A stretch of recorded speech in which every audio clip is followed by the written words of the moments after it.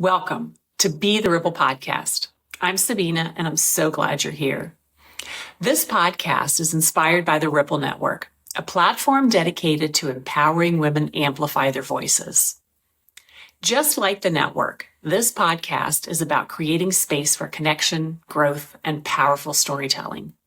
Here we shine a light on remarkable individuals who are breaking barriers, building bridges, sparking ripples of positive change in their communities and beyond. And in every episode, we share powerful stories of resilience, courage, and purpose, showing how even the smallest actions can have an extraordinary impact. So get ready to feel inspired, empowered, and reminded of the incredible potential we have to leave our mark. So let's create ripples together. Well, good morning, Emma, and Happy New Year. We can actually say that because we're recording this in 2025, the 3rd of January. Did you have a good New Year? Yeah, really lovely. Really lovely. Thank you. And Happy New Year to you. It was very quiet. We were at home with kids and it was just a really nice evening. So yeah, very much looking forward to 2025. Yeah, me too. I definitely am. And Emma, this is actually a very special recording or a special podcast because, and I might even get a little emotional when I'm talking to you, because you are meeting you and doing the course that I did with you, the TED Talk. That's where this all started. That's where this came from. So you're like, I think if you look at the spider web, when you look at in the middle of the web, you're like the centerpiece, and things are starting to go out from that. So this is just incredible and very exciting. No, it's been an incredible kind of, literally your talk about ripples has been just an amazing, everything that has happened after you started to write that talk. There's just been so many ripples and we've been pulled back together in different ways, different webs. It's just been amazing. So it was just such a delight. I mean, you were probably one of my very first clients post-COVID when the world sort of changed and became a sort of digital life for a while. You were one of my very first clients, and somehow or another, we've just always sort of kind of come back together. Yeah, we do. And now we're a bit stuck together, aren't we? Yeah, it feels absolutely the right place. I'm really excited for you and for the Ripple Network and what that's going to create in the world. Yeah, definitely. I am as well. But what I'd like to do today is actually, because I think you have such a beautiful, the work that you do is just amazing and is so inspirational. And we continue to also to talk about ripples and connections and how people and this beautiful network that we have is so interesting, because that keeps coming together with us as well, doesn't it? So you get a note, oh, Sabine, do you know this person? And they may be interested in and also expanding and doing a talk as well. But what I'd love to hear is just a bit about you, Emma. And how did you get into the space, and what inspired you to take this step into the coaching that you work on and into the speaking world that you support other women in? Yeah, absolutely. Well, I describe my career as being very squiggly. It was gloriously squiggly. So I originally trained as a speech and language therapist. So have a sort of deep scientific understanding of the voice and how the voice is made in the body and all the ways it can go wrong. And I loved that work, but I didn't enjoy working for the NHS. So that's the UK health system. I say that very awkwardly and uncomfortably because it is incredible. It's an incredible service. It wasn't the right place for me. And so I left there and I joined a startup, and we were running global events for pharma. So I spoke pharma language. So it was really kind of, and one of my jobs was to help clients with their messaging through their events, to make sure it made sense, to make sure the speakers were on point, they were all talking about the same thing and then that sort of evolved into me helping them actually deliver on stage. And I loved it. I really, really enjoyed that part of my job, but I always felt like a fraud. This was about 25 years ago. So I didn't know that long. No, You've been doing this 25 years. I know, probably slightly longer, but anyway, let's stick with 25. And I felt like a fraud. So I honestly thought someone was going to come and tap me on the shoulder and go, you don't really know what you're talking about, do you? So I didn't know about imposter syndrome back then. It wasn't something people talked about. Right. But I definitely had a raging case of it. But I was still a very confident speaker. I enjoyed speaking, I enjoyed presenting, I enjoyed teaching for my company. And then I had my children. And I felt like that confidence just very gradually disappeared.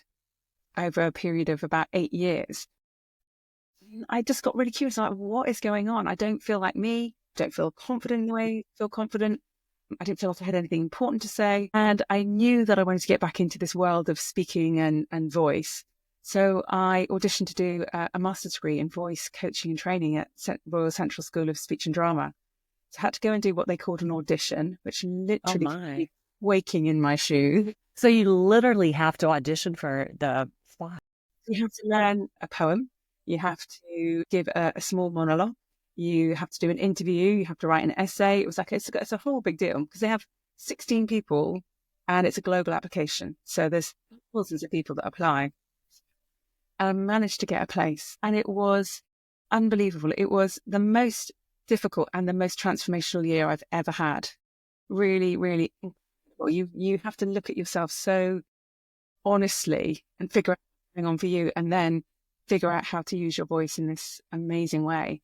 And I loved it, absolutely loved it. And I came out and I thought, I want other women to experience what I've experienced without having to do that master's degree, that ability to find your real voice, your authentic voice, and then be able to use it in whatever way is meaningful to you. That when I came out, I was like, this is it. I found my purpose. This is what I'm meant to be doing. And I never looked back. Never looked back.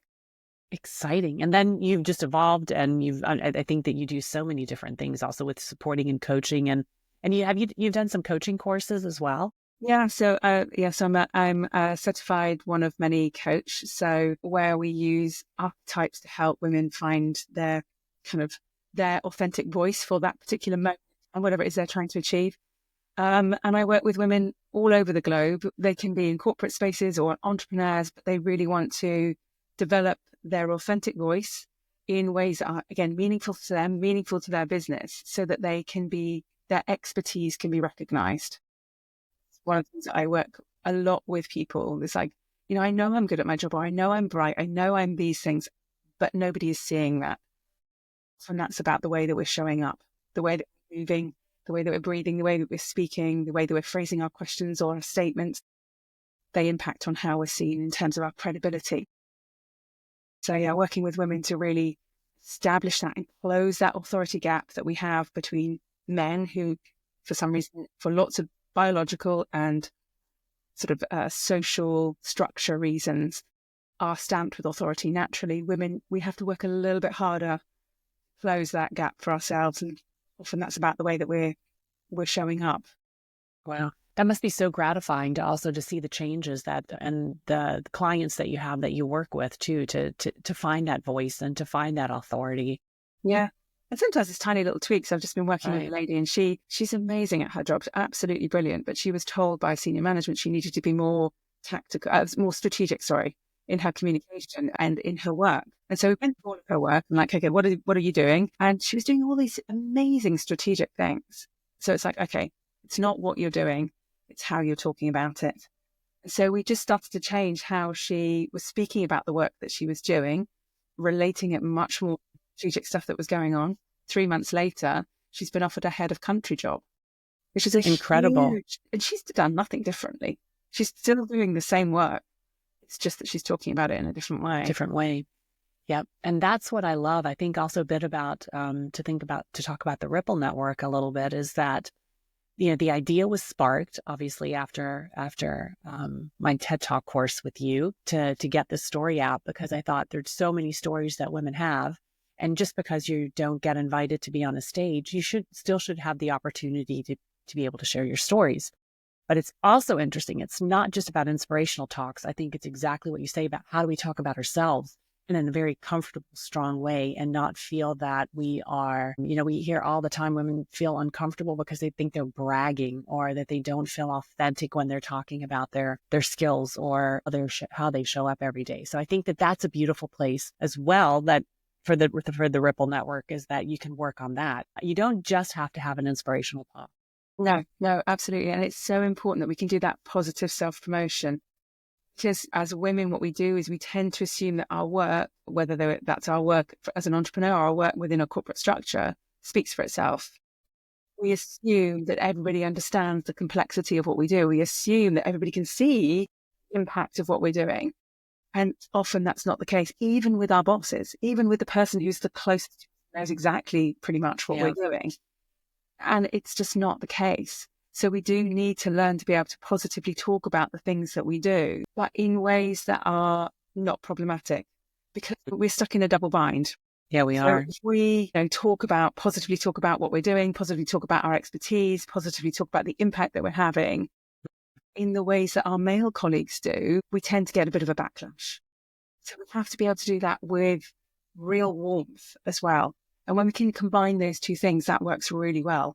So it's really important to be able to do that. Otherwise, women get to a certain stage in their career and then they get a bit stagnated and they get stuck in what we sort of call the washing machine, and they sort of go round and round and round in a sort of similar stage of their career for such a long time. And, it usually takes a little bit of a sort of a boost to get through that and into the next level. But a lot of it is about how we're showing up to everybody else in terms of our potential. Yep. Yeah. Well, we're here to boost. That's such a great way to describe it. Yeah, absolutely. Yeah. So if you were to we've talked about what is the Ripple Network? And if you were just to start by using a few words to describe it, how would you describe it? I think, first of all, and I think this is really important because of genetically how women work as well, I think the first thing is community, right? This is a really lovely, this is going to become an amazing community of women. One of the things that I totally underestimated when I started my leadership program, about leadership communication for women, one of the things I totally underestimated was sisterhood and the idea of women coming together. I don't know why, but it just didn't occur to me when I was putting all of these things together. And actually, I think it's one of the things that people really value. By the end of their journey, it's like, it has been so lovely to travel with you on this journey. And, that, I think the Ripple Network is going to be an ongoing version of that. It's like, you don't have to leave. The course doesn't come to an end. But you've got a community with your peers. You get to network across the globe.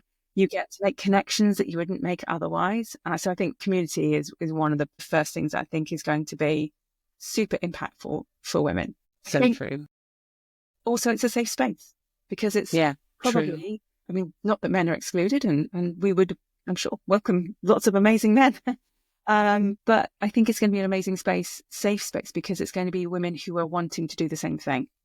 They're going to want to talk about themselves positively. They're going to want to share their stories, their impact. So I think for me, you don't necessarily always have that at work. You may not have that within your family group. You may not have that within your friend group. So this is a safe space where everybody's got a similar or the same goal. And I think that is really powerful because that keeps you going. It's like having a gym buddy. Yeah, true. And a diverse gym buddy too. That's the beauty, I think, to kind of add on to that. I think that safe space, but with a global community that can give you feedback and get the different perspectives, which is nice as well. Yeah, definitely. And I know that we found that really helpful in the group where you were doing your TED talk.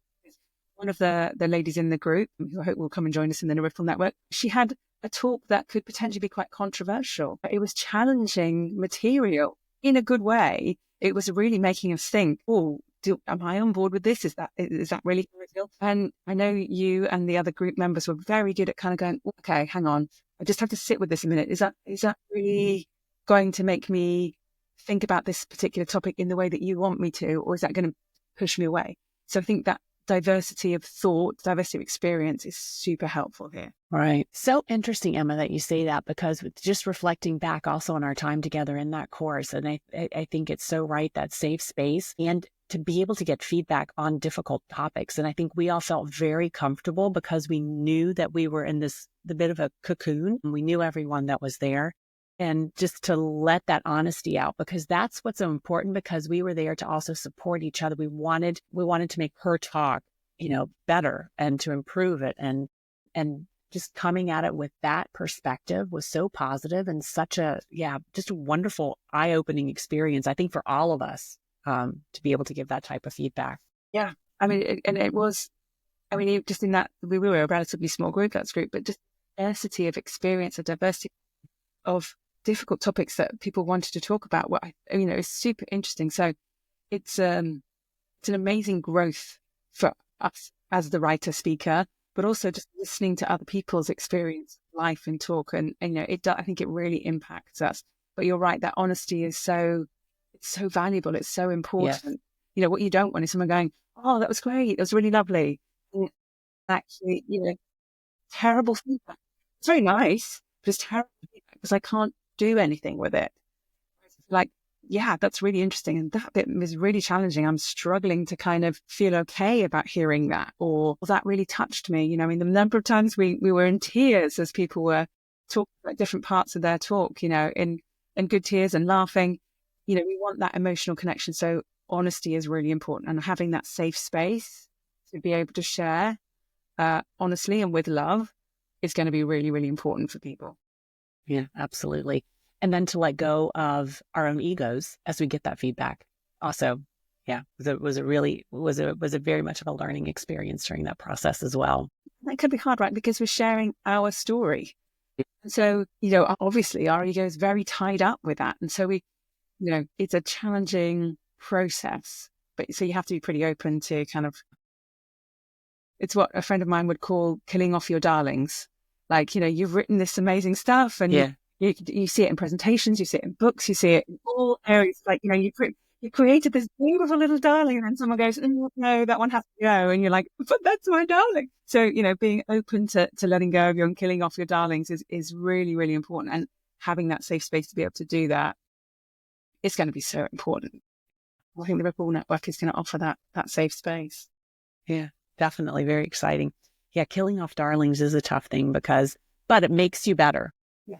I experienced it in the course. I've also experienced in the process of writing my book and the copy editor. I send something off and I'm like, yes, nailed it. Oh my God, that was so amazing. And it comes back, ding, ding, ding, ding. She's like, you know, maybe look at it this way. And I'm like, oh man, but every time it's better. And that's so important and I think that part of any type of process like this, when we're in a community and we get feedback, it makes us better and stronger in the output and what we're doing. And that's what we all want ultimately. Yeah. So, and that work is never wasted. No, never wasted. Absolutely. I had exactly that happen to me. You know, I wrote this whole thing and someone said, no, that's not, you know, that's not going to achieve your goal. I'm like, but this is really good stuff. Anyway, I took it out, put it to one side. And then one day I was looking at it, I was like, oh, actually that's a course. And I just took what I'd written there and I rewrote it and reconfigured it and created a course out of it. And it's like, oh, great. There we go. The work is never wasted. You can use it elsewhere, or it's going to be the springboard to something else, or it's going to make you think about something else, or there's going to be a connect. It's never wasted work. No, absolutely not. No. Exciting. Yeah. All right. So when did you say, all right, I'm in. I want to be a part of this community and to be a partner, because that also means that you're going to be offering courses. You are going to be giving expert feedback. And what made you decide to become part of this? I think it was kind of 3 levels, really. So the number one, and I think the biggest one was you, because you, through all the work that we've ever done together, you are someone who really cares about women in the workplace, whatever that workplace looks like. You are, through HBA and all the other work that you've been doing, you know, championing to close that gender pay gap. You are championing women throughout your organization. And you have such a lovely drive but with a light touch in whatever you do. You're very passionate about what you do. And I thought, I want to be involved with what you're doing, because whatever you're doing will be, you always create a success of it. And it's just a lovely space to be in with other women who are creating their business and driving. So I think for me, that was a big part of it. And then when I met Gina and I saw the tech and how this was all going to fit together and how we could create that community and how people would come together, I was like, oh, I can see now technically how this is going to work. And then I met the other experts and I was like, okay, this is a brilliant group of women who I would be honored to be part of the expert group. And so for me, I think it was those 3 levels that really made me kind of go, yes, this is really important. And of course, the underlying philosophy of it is like, we want to amplify women's voices and women's stories. This is a great way of doing it, and that creating this beautiful springboard for whatever they want to go on and do, whether that's, you know, small scale community or global. Exactly. It doesn't know, it's a brilliant place to begin. So for me, I think it was those three things that kind of went, yeah, this could really, really work. Yeah. I'm so pleased too. I remember when I called you, I was like, oh, please, please, please let her want to do this. It's like, Emma has to be a part of this. So I'm so pleased. Because it was the same for me to work with you and for you to be a part of this is also so special because every time I speak to you, I'm motivated and I'm excited and you bring such you just bring interesting, amazing perspectives. And the way that you articulate yourself is incredible. So I'm really excited to learn from you and how you do that as well, even more. So really happy that you're here, Emma. Thank you. I'm really excited. I can't wait to see what happens in 2025.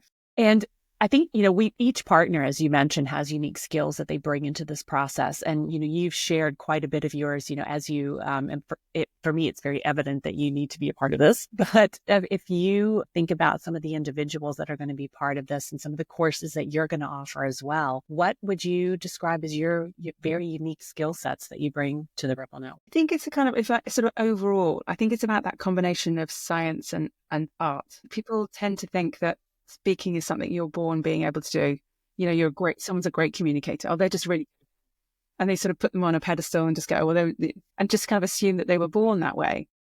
And I think for most people, that's not the case. And I genuinely believe you can become a good speaker. So I think for me, it's about understanding how the voice is made in your body, how it works, literally what needs to happen for things to work well. And then taking that arts perspective, which was my master's degree, which is about how do you engage an audience, and then really helping people show up authentically. So it's not about trying to emulate. We were talking about Michelle Obama earlier. It's not trying to be Michelle Obama unless you're Michelle Obama. It's like, well, actually, she does that really well, and I would love to incorporate that into my toolkit. Great, then take it.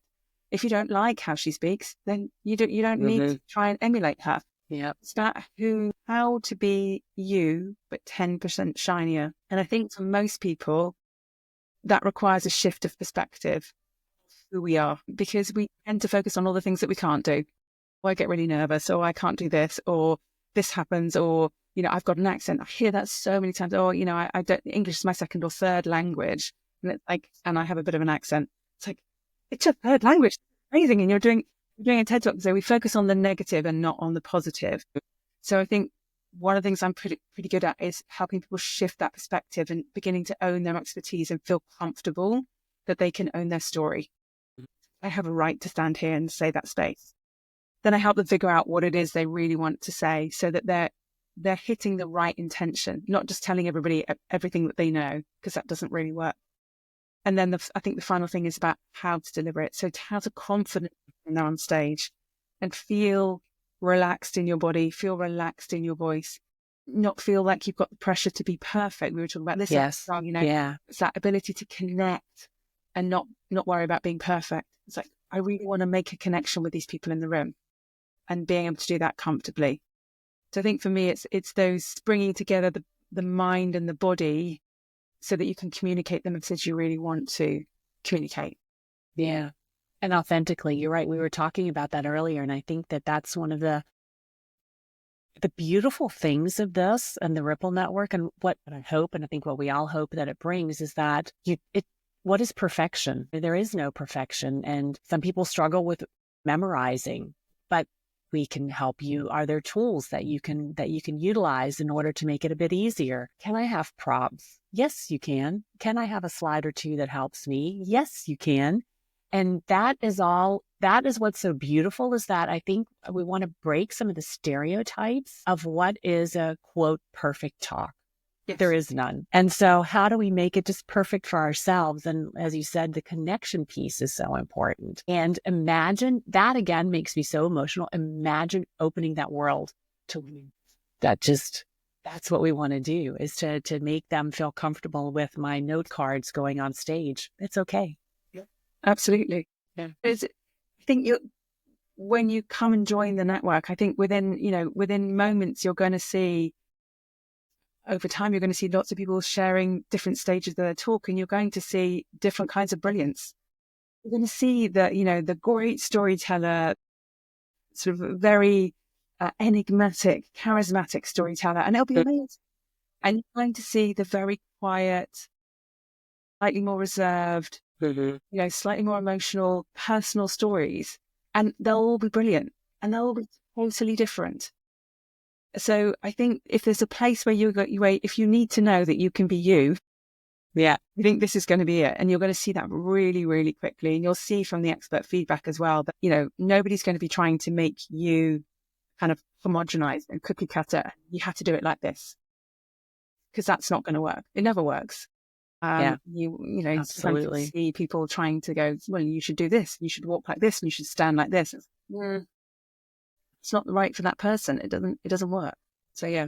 Because I think we compare. And I think that again, to your point, to not compare to others, because each person brings their own unique style. And that's the piece to enhance, is to not try to change your style to be someone else, but to enhance who you are and your quirks. And quirks are good things. So how do you weave those into the talks and into the conversations that you have at any level, whether it be an inspirational one or you're just presenting to your team at work? Yeah, absolutely. Because the more you're you, the more memorable you're going to be. The more you try to emulate other people, the more homogenized you become and the less memorable you become. So actually, it's not beneficial to try to be like someone else. Yep, exactly. And I think we have to break this sort of, there's a societal mold of what a great speaker looks like. And that's so true. On the masculine, because let's face it, up until that, and even now, how many mammals do we see all the time still? Lots of all male panels. We don't see as many keynote speakers as women at events. And when we do see women at speaking events, they don't get paid in the same way that men do. Either they don't get paid at all or they get paid a lot less. So we don't have enough female models of what speaking looks like and sharing your stories looks like at the moment. It's all based on sort of a masculine paradigm.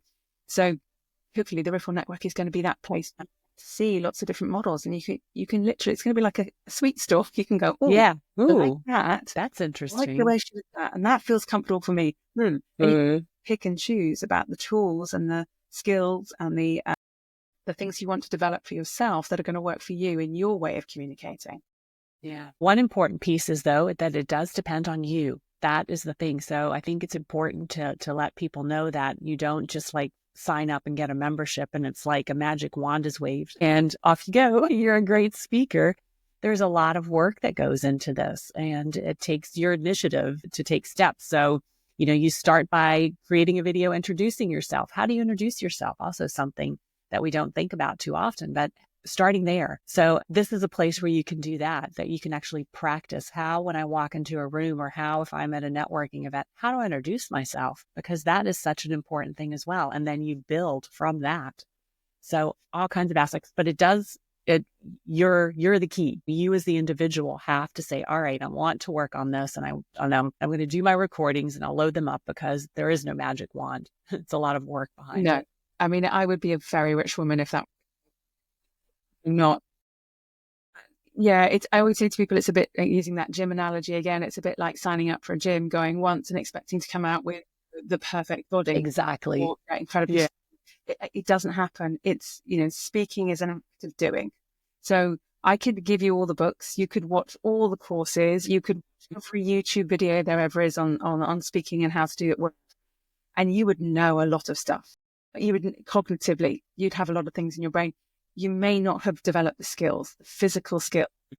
So, and just the experience of being in front of a, slightly more difficult crowd, or one with lots of questions, or one that is busy doodling and not really paying you any attention. You haven't got that experience. So really a lot of what we are going to be encouraging people to do is great, do it again. Great, do it again. Go find someone else to talk to. Great, go do it again. We'll be sort of saying, do it again.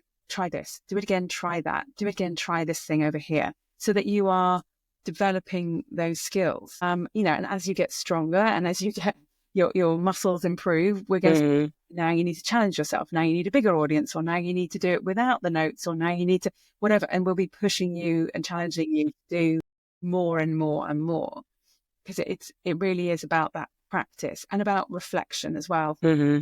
Coming in, so true, and saying, okay, not doing what everybody does, which is the very first thing everybody does, which is like, oh, I didn't tell them about this. I've got to say I that. know. I did that too. I'm like, shit, I wanted, oh, my most important point. I think you even told me about this one time. You did a talk and you're like, one of my most important points. I didn't do it. I didn't share. But actually what we want to be focusing on is, okay, what did I do well? What worked? Because we're shifting that focus away from I'm not enough, I'm not good enough, I'm inadequate somehow, to I'm getting better and I'm doing more and more of this. And then thinking about the one thing that we can improve, not the list of 27, because that's impossible. You can't do that, not effectively. And so, yeah, so a lot of what we're going to be doing is about supporting people to focus on what worked really well and what's the next thing I need to do that's going to shift that needle to make me an even better speaker, communicator, sharer of stories. And it's just taking that step. And it's so true what you've said. It's doing it again, introduce myself in a different way. How do I introduce myself to, a board? How do I introduce myself at a networking event? And that practice is so important. I'm still doing it. We're going to see each other this month in a couple of weeks, actually, where I'm going to actually give my first talk in front of a live audience. And so that's a big step for me as well. And yeah, I'm also a bit nervous, but I also am comfortable with I'm going to do it my way. And that's the most important thing. And if I miss a note or I miss, this one word, that's not important. It's what you said in the beginning is the connection piece, which is so important. And that's why I think that this community, back to the community, what you mentioned in the beginning, is so important, because you have a long time to work on these things and you can try and practice and throw a new video in, and how easy you can that's, I think, the beauty of it as well, is that you can work on something and you load up a video and you can get some feedback. So it makes it very practical as well. Yeah, absolutely. Because that's the delivery. We can help you with the content. We can help you with the delivery. We can help you with, is what you've written actually matching your intention? One of the think about is what's your intention here? What do you want that audience to feel, to think, to do when you finish speaking? And then making sure that the content that you're putting forward is actually matching up to that intention. Because if it isn't, it's a darling that we need to kill off. It's amazing, so true. but we do need to get rid of first. Yeah. We're, I think, we're a bit like the guardrails when you're playing bowling. We're going to help that bowling ball stay on the alley and knock the skittles down and not end up in the gutter. So, we're there to sort of course correct as you're going along. Yeah. Nice. What do you call the pins? You call them something else. It's interesting. Yeah, that's a very English word. Yeah. Yeah, but it's interesting also, the different words. Again, something also to use words that are going to connect and that'll be global. Yes. Yeah. Good segue, Emma, to that point. Because that's true as well, because I think we had that when we did the course as well. There are a couple of times that another member of the course and I did as well, where we used terminology which was from our childhood, but not everyone would know what that is. So that's also interesting, because we obviously use words that we're comfortable with and maybe not everyone else understands what they are. Yeah, and it makes complete sense to us because it's within our framework of our understanding, our schema. So it makes. I think there was one point, I think, where you were talking about the red thread. And we were like, the red thread? I've never heard of this. And interestingly, since then, I've had 2 or 3 other European clients who have all in some way or another mentioned the red thread. It's like, okay, so in Europe, that would make complete sense, because part of the sort of the understanding is part of the language. In my part of Europe, it wasn't, we say, so it didn't make sense, and it wasn't resonating, I don't think, with our US clients. So it's interesting how that global community will help with things that make total sense to us, that actually may not make sense to a more global audience. Oh, Emma, 2025, it's going to be an exciting year. Anything else that you'd like to share before we kind of sign off? It's been a really fun conversation. Thanks. What a great way to start a Friday. Yeah, I know. I think one of the things that is important to kind of think about is the personal impact and then the sort of organizational impact of doing these kind of work. Because I don't think there's another area where you can do work, as it were, and stuff that's going to impact your work, that is also going to give you the same level of personal growth. because I think So there's true. about this that just, you have to look at yourself and you kind of really think about who you are and how you feel about yourself before you can start to share who you are in your stories, in your speeches, in your presentations, whatever it might be, in your introductions, in your networking. I don't think there's another space where you can get that. And the self-esteem that comes from, I did it. I got up there and I did it. I did it without notes this time. Got a standing ovation or whatever it might be. Or I fluffed it up and I didn't worry about it. I just carried on. Whatever that moment of victory is for you, I think this work provides so many opportunities for those kinds of moments, those kinds of personal growth moments to arise in ways I don't think any other work does. I think it's a lot of impact, isn't there? In a lot of aspects of our lives. Yeah. And then, of course, if you think about your career, that credibility aspect, there's a connection that we make in our minds between how well someone speaks and how good they are at their job. There is no relationship between those two things at all. None. Except in everybody's mind. So that means your boss's boss, the people who are in charge of your pay rises, the people who, kind of make decisions about your career. So being able to do this is a leverage skill. And the more women who are brilliant at this, the more women we're going to have in senior positions. The more women we have in senior positions, the better diversity we have. Everybody is happier.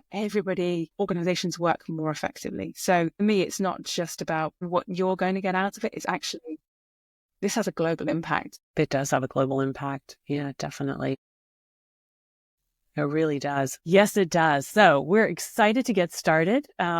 Yeah, it's new. The platform or the Ripple Network has been live for just a few days. So we look forward to seeing you there and to check it out. And lots of opportunities if you just want to give it a try for a short period of time. So look forward to seeing people there. Yeah, we've got some amazing programs, amazing courses, lots of free courses, some paid courses. And I know there's lots of really fun, interesting features here which are coming down the line, which are really going to help build that community as well. So come and join us and share your stories.